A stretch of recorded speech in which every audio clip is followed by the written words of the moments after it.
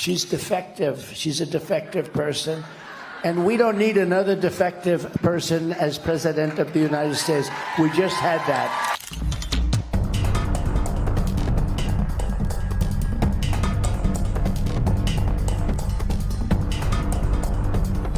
She's defective. She's a defective person.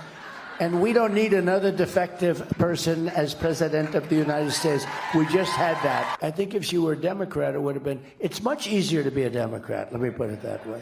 Apparently you don't have to take any interviews. That's right. You don't have to do anything. We saw that the other night. And you won't see too many more interviews. And I have a debate coming up with this one. And she didn't want to debate.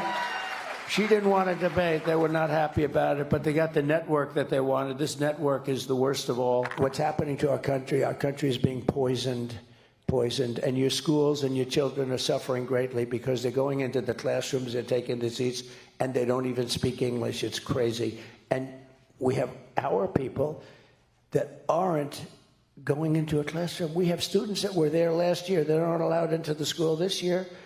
They're not allowed.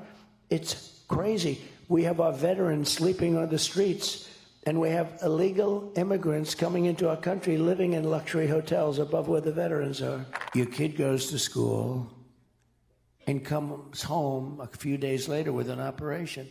The school decides what's going to happen with your child.